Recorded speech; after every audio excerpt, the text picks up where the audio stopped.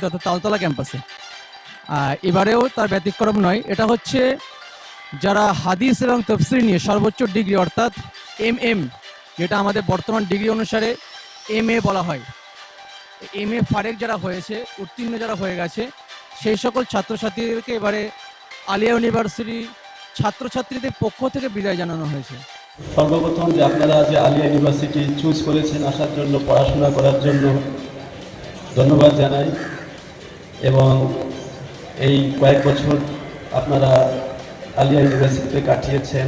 when we finish our degrees, যখন আমরা আমাদের ডিগ্রি কমপ্লিট করি তখন তারপরে আমাদের একটা জব খুঁজতে হয়। আল্লাহ পাক জানেন কতদূর আমাদের সেই লাইফ আছে, তাই কিন্তু আল্লাহ পাক কাছে হয়ে যেতেই হবে। অনেক প্রলোভন থাকবে, সেগুলো আমাদেরকে অতিক্রম করতে হবে।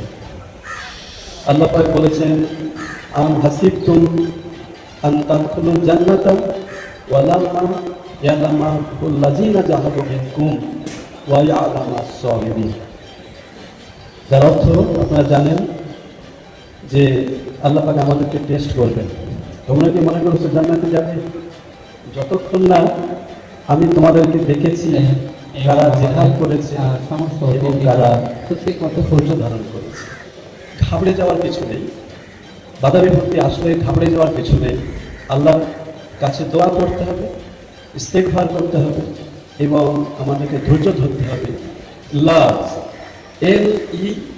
LEARN, এই L for learn from the failures. আমাদের জীবনে ফেলিউর আসবে। আল্লাহ নবীর জীবনেও তিনি, আপনারা জানেন, কয়েকটা যুদ্ধে আমরা হেরে গেছিলাম মুসলিম বাহিনী।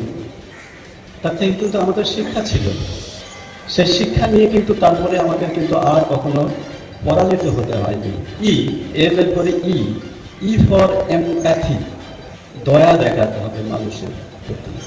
আল্লাহ সুবহানাহু ওয়া তাআলা তার প্রিয় নবীকে রাসূলুল্লাহ সাল্লাল্লাহু আলাইহি ওয়াসাল্লাম পাঠিয়েছেন, ওমা আরসালনাকা ইল্লা রাহমাতাল লিল আলামিন, নট আলাম, আলামিন। সারা ইউনিভার্সের জন্য তিনি রহমত স্বরূপ ছিলেন। এরপর হচ্ছে আমি যেটা ভাবছি, adaptable. Adaptable does not mean we assimilate with their culture আর রিলায়েবল। আল্লাহ রসুল যখন তিনি রসুল হননি, তাকে কি বলা হতো? আল আমিন, বিশ্বস্ত, মানে রিলায়েবল। কোনো প্রমিস যদি করি সেই প্রমিসকে রক্ষা করতে হবে। কেউ যদি কোনো আমানতের জিনিস আমার কাছে দেয়, সেটা আমাদের আমানত। That's the meaning of reliability.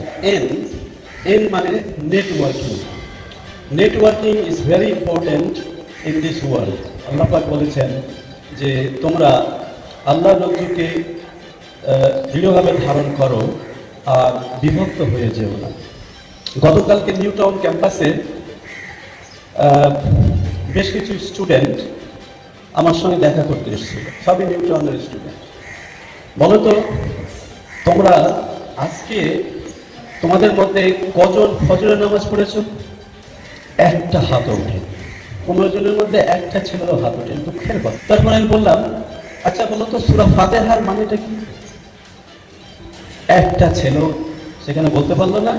আল্লাহ পাক কি বলছেন? ওমা খালাকতুল জিন্না ওয়াল ইনসা ইল্লা লিয়াবুদুন। নামাজকে হেফাজত করতে হবে। আর যদি নামাজকে আমরা সঠিকভাবে হেফাজত করতে পারি, ইনশাআল্লাহ আর কোনো অসুবিধা হওয়ার কথা নয়। তো আমি আল্লাহর কাছে আপনাদের সবার জন্য দোয়া করি, আল্লাহ আপনাদের সবার ইহকাল এবং পরকালের সার্বিক মঙ্গল দান করুন। আসসালামু আলাইকুম ওয়া রাহমাতুল্লাহ। ভিসি সাহেবের বক্তব্য আমি শুনলাম।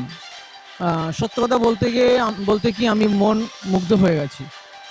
আমি তার ব্যক্তি চরিত্র দেখলাম বা তার লাইফস্টাইল কিছুটা ফলো করলাম।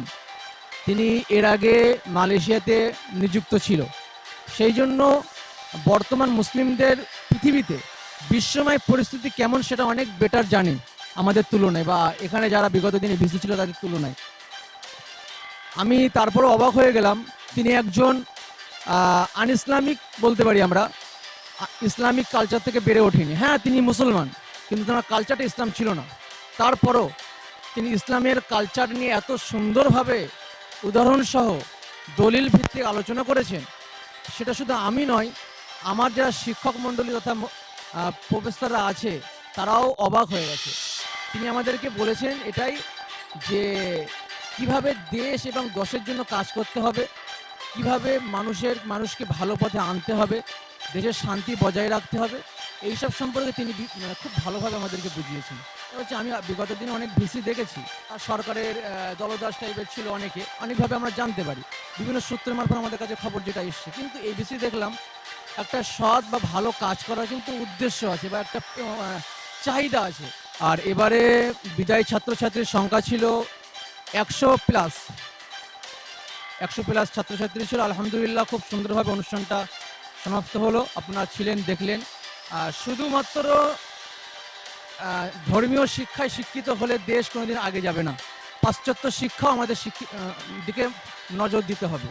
আমাদের মুসলিম কমিউনিটির পক্ষ থেকে একজন মুকেশ আম্বানি হোক, একজন রতন টাটা আসুক, একজন বিল গেটস আসুক, আমি বলবো যারা ইসলামিক থিওলজিতে অ্যাডমিশন নেবে বা যারা তোমরা পাস আউট হবে, আমাদের জুনিয়র ছাত্রছাত্রী বন্ধুরা আছো, তোমাদেরকে বলবো শুধুমাত্র একটা দিকে ফলো রেখে এখন শিক্ষা অর্জন করলে কিন্তু সাকসেস পাওয়া যাবে না।